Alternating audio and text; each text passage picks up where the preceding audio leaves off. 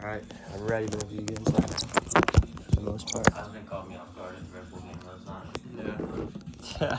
Did you say hi to him? Like, did he know who you were? Or no? Yeah, he did. Yeah. Who came in and socked us the other day and dabbed me up? Someone pair of cleats.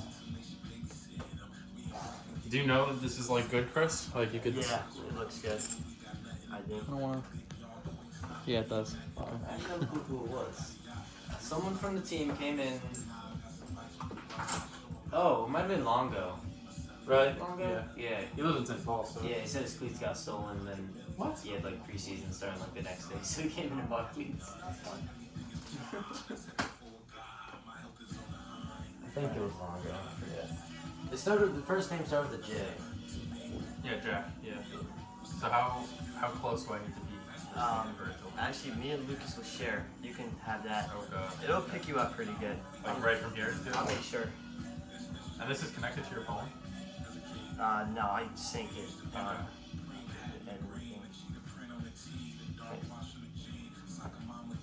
Alright, dude, speak into this. Flip this around.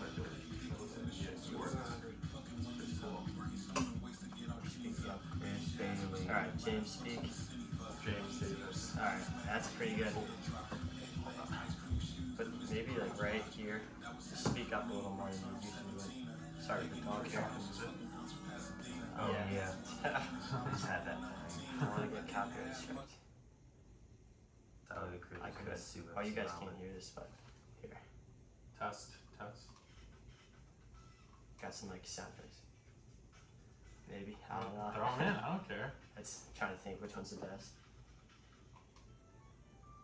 Alright, maybe if we're like switching from one point to another, a little piano would be good. Okay. And then at the end we have to do a segue into the other interview as well. Okay, I can and talk who's, that's with the Chilitos guy? Yeah. Alright. I'll do it. Yeah. Sounds good.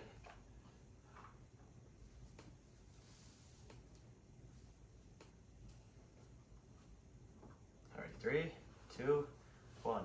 What is going on, everybody? I'm Chris Daly, joined here by Lucas Francis and James Davis, and this is the FC Monmouth Podcast. We are back for a full season review. It's been a while since we've had the podcast, but super pumped to be back behind the mic, back in front of the camera, talking about the blue and gold. It was an eventful year, to say the least. The first year of the women's team, which is really the big headline for this podcast, as well as, you know, an up and down men's season.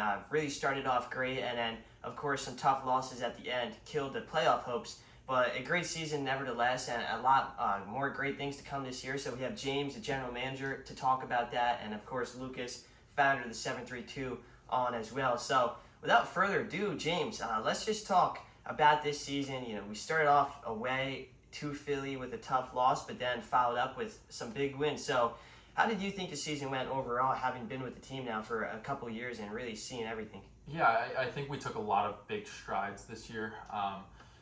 Obviously, going away to Union to start the season was very tough. There's many arguments that are always made about when should the first week of the season be. I mean, you're going to have issues with people not being back from school, people not being fit. Every team has to deal with it. So aside from like the Union side that has a lot of a very heavy youth presence, so that might have been a tough matchup to start with. It was tough for our guys to battle in that one. It was a really hot day. From what I remember, it was close to 100 degrees. But I thought they bounced back well in the first 2 or 3 games that followed that. They really fought their own throughout the start of the season and really sort of made their own presence known, that pretty much we could have hanged with anybody throughout the entire year. Yeah. Lucas? I mean, it was a pretty interesting season. Definitely, we got a little bit of a curse with 2 red cards towards the end. That kind of messed up our playoff hopes. But, you know, Johnny was doing Johnny things, scoring a lot of goals. Andrew Rye going through the midfield, cooking people, playing beautiful balls. So, yeah, it was an interesting season. Definitely not what I would have liked, but it was fun nonetheless.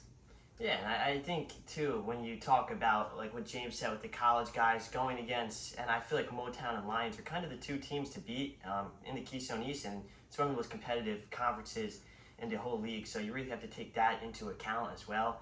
And the first half of the season was great. I think some injuries, people not being there for certain games, of course, hurt towards the end, and of course, as you mentioned, the red cards. I mean, a red card is a red card. It's really going to hurt your chances for any game. and that was kind of the story of the end of the year. But to start the year, the 3-1 win against Westchester, a huge 2-1 win against Atlantic City, and of course we actually went there, the Motown game where we got told to silence ourselves. We were the only fans really there. 7-2 was too loud. They couldn't handle us. Yeah, but other than that, I mean, it was a fun year, and I want to ask you both, what was your favorite game of the year? Do you have anything in mind? We'll start with James. Oh, starting with me, I think most fun game of the year. I'd probably say the last game against Motown, the home game. I mean, it's our fan appreciation night. The past 2 years has been not only our most attended game, but I would say our most energetic game. The year prior, it was a lot of people's first answers, their favorite game as well, just because not only the result, but just the crowd was so into it, and it felt like a lot of the same this year as well. Obviously, it's another good result to get a draw against the national runners-up in Motown, who have obviously a very good team. But again, off the field, there was a lot of great things that happened to that game as well. Honestly, the 3-1 win against Westchester is my favorite. In the rain, cold Wednesday night, 7-2 was bumping. We ended up destroying them 3-1. Fun game to watch. That was my favorite one. It's probably my favorite Monmouth game I've ever been to. You got another noise complaint at that game I as did. well. 2 noise complaints this year. Back to back. That's how you know you made it as a supporters group, when you get noise complaints. Yeah, I mean, listen, there's so many games to choose from. I did miss a game this year, so I will have to say, the Monmouth Motown. I mean, I had just returned from a trip away, and to see that draw against Motown, it was really cool. And then, actually, I put it on Twitter after Dilly Duca is their head coach, and it was 6 years ago today, August 4th, when we're filming this, that I actually took a picture with Dilly Duca. He was by far the best player on the pitch.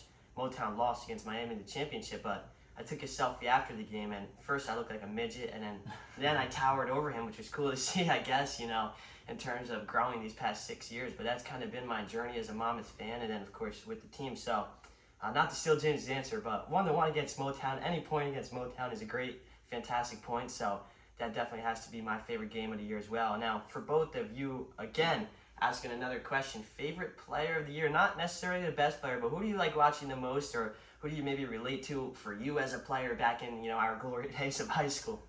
Lucas, you can go first here. I have 2 answers. My most fun player to watch is Davi Caputo. Just the way he dances around defenders, he's just very technically sound, and it's just fun to watch, honestly. And then his other Rowan boy, Johnny Troiano, putting goals on the back of the net. You can count on him anywhere, header, right foot, left foot, anything, he'll put it in the back of the net. Yeah, I mean, obviously, all the goals, the assists, all the flashy passes, they get all the love. Our very best defender, I'd say, this season was probably Jack Longo, and I appreciate defending a lot. So our coach, John Killick, called him Mr. Consistent throughout the entire season, and always, especially at the fullback position, which always generally doesn't get a lot of love. So I thought he played pretty well throughout the year, which was fun to see him really step up his game this summer after having a tough injury in the year prior. Yeah, I actually saw Longo at a Monmouth game one time. He was supporting some of his friends with the brace on, and I was like, oh no, this is terrible for the season. But he had a phenomenal season, great, fantastic player. I should have probably prepared an answer myself for this question. There's so many. I mean, as you said, Davi's super fun to watch. So is Johnny. Oh man, I love Mason in the back though. Beginning of the season too, Flynn was very strong. Like all of our center backs, I thought had a solid season all around. So Max was fun to watch in goal. yeah, I Max. really like Max. Yeah, he was good. So a lot of the players, I really just shouldn't have asked this question because I can't even choose. But yeah, a lot of talent on display this year. And now, as for next year, what are we looking forward to the most for the 2025 season, which seems like a dystopian year, although it's a year away. But 2025 season, what are we looking forward to the most? James, you could kick us off here. Oh, looking forward to the most. I just think it's going to be another year of growth. Obviously, our player pool changes in and out. We have some returners every year, but it will be a lot different from this past year. I guess we'll probably get into our head coach, John Killick, stepping down as well, which he's had an amazing, I would say even 7-8 years from starting all the way up as kit man for the team in the team's inaugural season all the way up to head coach for 3 years. But obviously, with him not being there, things will probably change culturally wise.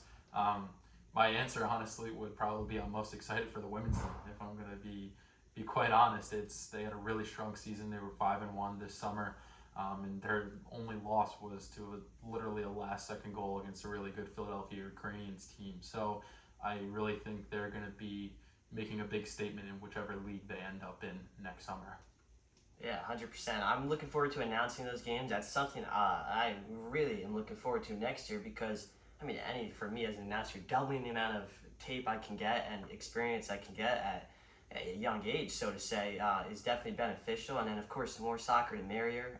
My sister, who loves soccer, she's going to be a freshman. It's very good for her, to see these kids that are girls rather than, of course, the boys of FC Monmouth. Just to look up to these girls, and she looked up to some at the high school level. There's 2 wall goalies, and we all go to wall on my family. So, yeah, that will be super fun next year.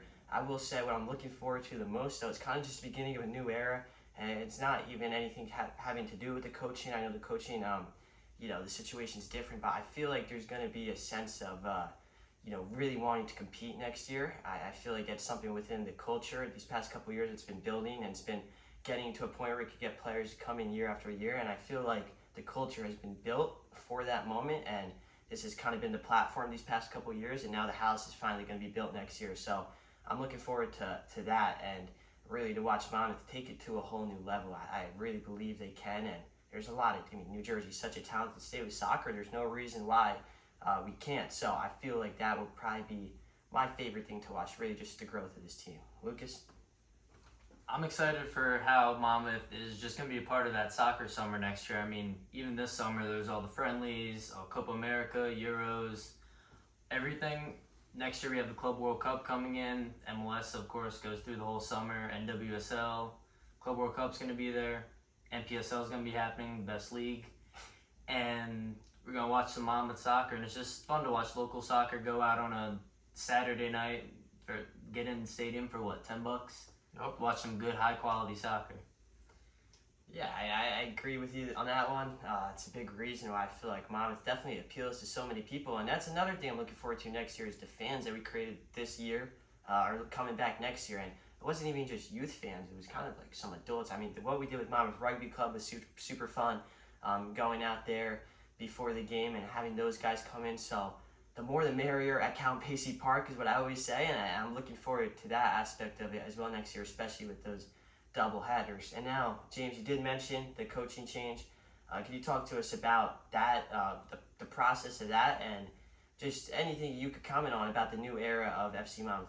Yeah, I think I wanted to start by, again, saying thank you to John. It's been an amazing time being able to not only learn from him, but to work alongside him as well. I consider him more of a friend than a coworker at this point in time. He really is awesome. The assistants as well, Reese, Seamus, and Pio did a great job this season. It's kind of a lot of people joke on Twitter when there's a coaching change involved, and they call it like search season or whatever you want to call it. We're kind of down in the midst of it right now, but I think it'll turn out well, and it'll end up being something that not only the players but the fans will be excited for next summer. James, can we expect Greg Berhalter to take helm at Count Basie next year?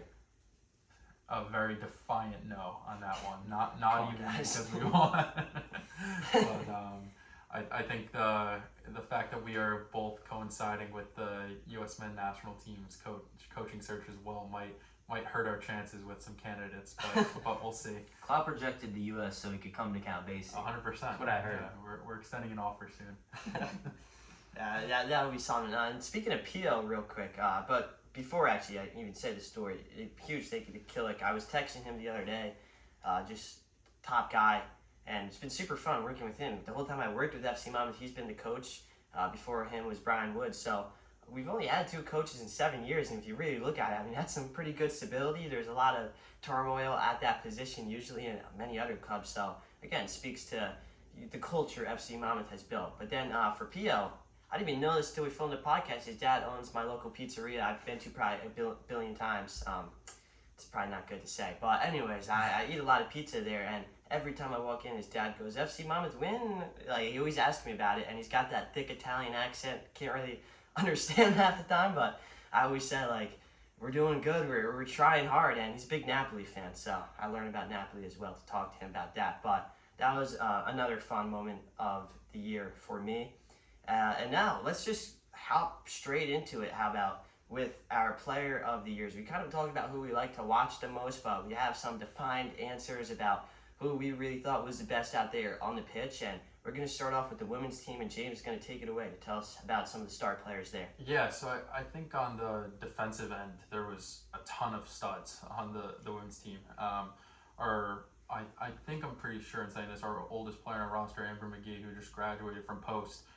It's always a funny story with her. After the first game that we played against Real Central, Coach Lou likes to say she went over to him and literally asked, is there an age limit on playing in the league? Because she wanted to keep playing next year, and it's awesome things to say to hear from players, obviously being that aspirational, and obviously would love to have her back. But she was really establishing a presence back there. We had a very younger group on the women's side, I would say. I would say a small percentage, but a decent amount of players were either seniors or some. We had a few players that were juniors in high school as well. So she really established kind of like a senior presence of, I always just say, just getting stuck in or giving that little elbow, that little shove that some people really kind of needed as a wake-up call that you see in the NPSL or you see in your other adult leagues, that it's like sometimes the best players, they really can't even handle these levels, even though because they might be the most talented player on the pitch, but just the physicality of it is something that's really unprecedented from this nationally, I would say.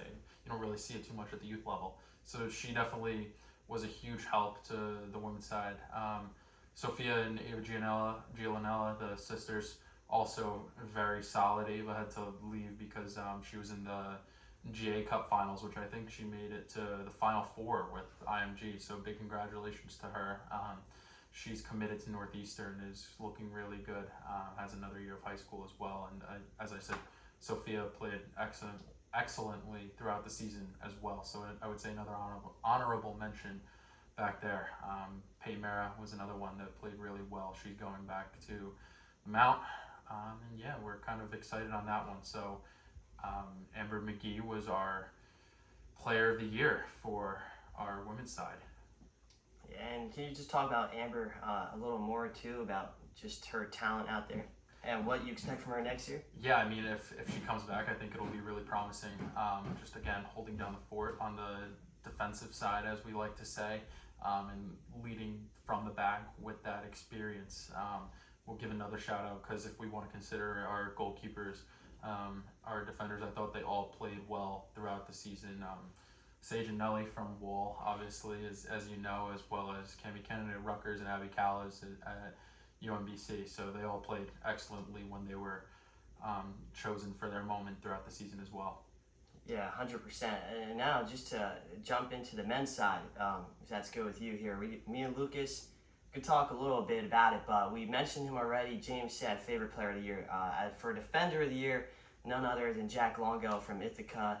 A CBA guy. I feel like half the team are CBA guys. Every time I announce the game, I try to research the players. I'm like, man, that's why I hate CBA. They're just too good. It's a dynasty. But besides my hatred for CBA, we could talk about Jack Longo at the fullback position. He was really just everywhere again, up and down the flank that he was really put on. Usually, I believe, right on the left. He was on the left-hand side, but Longo, or right side, yeah. And then Tappy on the left. Those two had such a phenomenal year, but Longo, he's just everywhere. Super athletic guy, super fast. He really didn't let many people get by him, which is a big thing, and his distribution was really, really good this year. A very strong player, and I feel like for the whole season, he was the most consistent player. And he may have not been the flashiest or the best, but I think game in, game out, you could always expect a good performance from Jack Longo. And without further ado, he is the defensive player of the year. Lucas, what are your thoughts on Longo? If you want to talk a bit about the midfield as well. Yeah, Longo is super consistent through the year. I mean, that's what you want in a defender. You don't want, they could be scoring goals and making big passes, but at the end of the day, they mess up once in a game and a goal gets let in, season could be over. It's 3 points out the window. So consistency is very important when you're a defender. So that's the best part about him. But for the midfielder of the year, we had to go with Andrew Araya. I mean, super flashy South American guy. Plays for NJIT. Also went to my local high school, Ocean. So I've known him for a couple years now. And yeah, he's one of the best I've ever seen play, and probably one of the best in the state. Yeah, and you mentioned super flashy. I feel like, and I'm not even arguing with you here, but I honestly, sometimes he's just super simple, which is the biggest thing with Andrew. I think that was a huge thing watching from like a bird's eye view in the box, just seeing how he's always checking his shoulder and the passes he makes. I mean, he always knows where he's going to pass the ball, and of course, that's something you learn at a young age, but at this higher level, that was huge for Andrew. And what we really kind of did was the fullbacks would push up, and Andrew, he didn't get too much into the offensive side, only because he was kind of that third center back at times, but I thought he did super well, especially with the free kicks. I mean, we've seen that video of his assists off the corner kick. So everything he did this year was super well done, and again, a consistent guy, game in, game out for FC Monmouth. All 10 of the season, Andrew was there. He really didn't miss a game, and he was always working hard and doing very well. James, what are your thoughts now, watching from the touchline about Andrew? Yeah, I think, like you said, it's sometimes simple is best, and he does that really well. You can give shout outs to other guys. I thought, if you want to talk about consistency, I thought Jake Homowitz was also extremely consistent at the midfield role, and then it's a weird spot that Devi Caputo kind of gets stuck in, because you can kind of say he's like a second forward. Sometimes he was playing out wide throughout the season. It was kind of a tough situation for him, but again, give another shout out to him because I thought he played really well. Osman also went through a lot of injuries throughout the year, but he played well when he was able to be there. So I mean, just getting back to Andrew as a great character, really just in terms of all-around midfielder, offensively, obviously providing with the assists, like you said, but again, defensively also probably hustling the hardest out of anybody in the field. So it was a good pick. Yeah, no. Lucas, attacker of the year. Has to be John Triano. And actually, so you guys said that the headline was the women's team, John Killick stepping down. My headline personally was that John shaved his head mid-season. That's the big thing. And I was talking to his mom about it. She wasn't a fan of it either, by the way. Super nice woman. But it worked. He ended up scoring how many goals? 5? It's 7 this summer. 7 goals. So yeah, he had to be the attacker of the year. But yeah, and he didn't even just score in the NPSL games. He scored against Ocean City, if that's correct. Yep. Wasn't down there. But yeah, he had a great year. Funny you mentioned that. I was announcing the game, and I was looking at my sheet. I'm like, who is that? I usually just know the players by their faces, and it's usually the other team I need to look for the numbers for. And I'm like, he turned around. I'm like, no way, that's Johnny. That's crazy. But yeah, he had a great season. 7 goals really just speaks for itself. Efficiency is really what you want up there. Someone that's just going to knock him away. And what I love most about John, my biggest pet peeve is the amount of offsides I feel like every team kind of has. And this was an issue for Monmouth in recent years as well. I felt like always being called offsides. He really held his run at a perfect time. And I feel like that was a large contributor to the reason why he scored so many goals, is because he perfectly times his runs, and then they had the midfielders to show for it to pass him the ball. You mentioned Davi Caputo. There was one game where Davi assisted Johnny, and then Johnny assisted Davi. It's that wrong connection, but just those two were so spectacular on it. Maybe he could have had more if he didn't try to chip it so much. I felt like there's a couple of times where and I love it because, I always try to chip it over my friends at the fields, but no, he had a phenomenal year. There's really no complaints at all to John. Phenomenal year, and hopefully we can have him back next year. Yeah, I think just getting back to what you said about the runs, it's interesting. A lot of the goals he scores are either almost identical or they're like flipping on the other side of the field. It's just that diagonal run. It's the simple diagonal run that we say to so many people. You look at the Motown goal in the 1-1. It's almost identical to the goal he scored against the Nor'easters, goal he scored against the Lions. It's like, it's out and out, and you think that defenses would realize this, but he always finds a way. So I'm really proud of him for that. On the women's side, for our midfielders, we ended up going with Victoria Pangella. So a very good player, Vicky. It was a little strange sometimes because either sometimes she wouldn't start or sometimes she was coming off the bench, and regardless of what position she was in, it was always like a huge burst of energy on the field. You could always tell it was she was going to be a difference maker, and you could tell she was kind of setting the tone. Not the tallest person on the field sometimes, so not really, you wouldn't expect it in terms of a presence, but then next thing you know, she's ripping shots from 30 yards out and scoring some great goals. So had a hat trick in the last game of the season against Real Central, which she had a goal called off the line, but we're counting it. So that was a hat trick from midfield. So one of our leading goal scorers on the women's side. And then a lot of great midfielders to choose from in that entire group. It really was tough, and they're all going off. Most of them going off to college, either this summer or next summer. Kiki, Reese Paget, Peyton Gallagher, all these great players coming down the middle, and then we had some great winger play as well. But I think honestly, I would say on the men's side, it was probably toughest in the midfielder position, but in the forward position for the women's side, it was probably the toughest call to make for forward of the season. But after a resounding number of votes, our most voted player by like a mile out of anybody was Sunny Dielmo. So Sunny was a rock star up top. Had some chances that I think Coach Lou thinks she should have scored throughout the summer. I think she knows that as well.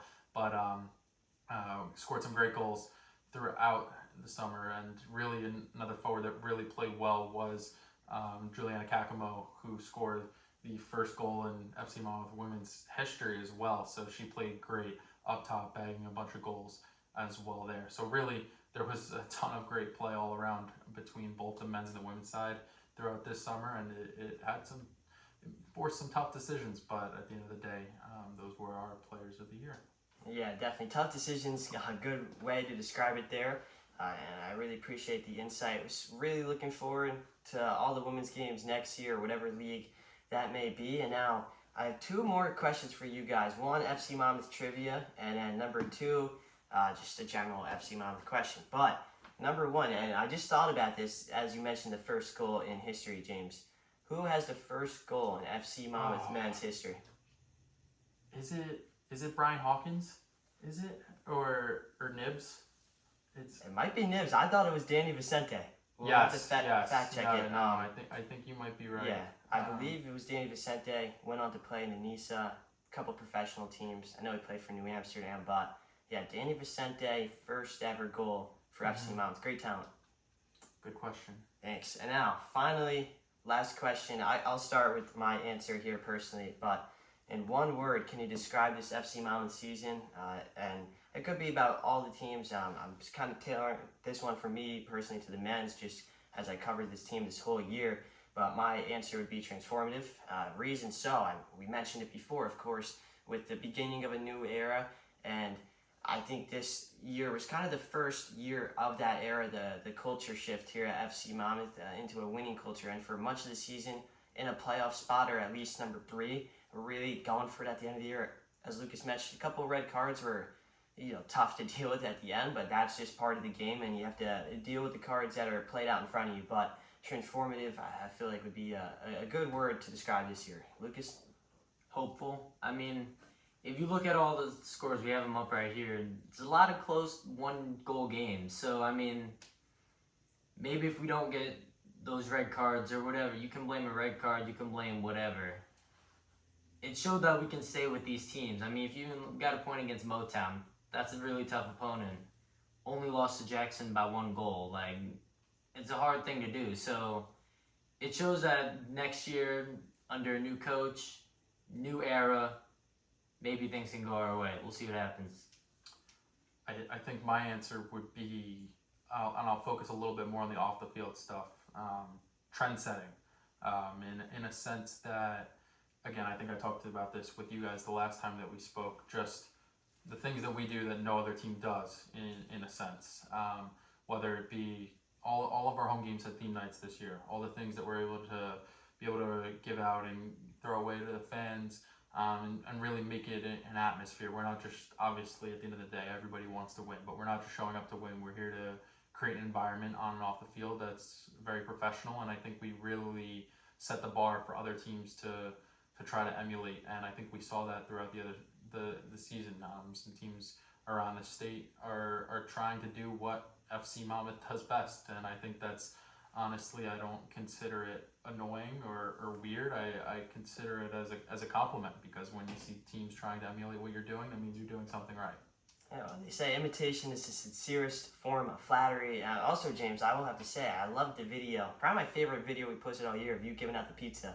I thought that was a great video. Pretty cool. We always had kids at the park, and that was just cool to see. I mean, how they lit up when you gave them the pizza. So that was really cool, and just a small part about why FC Monmouth is so great. But that's really all I had. And James, I know we have a big interview after this, so if you want to take us away with that. But for me and Lucas, we will be signing off.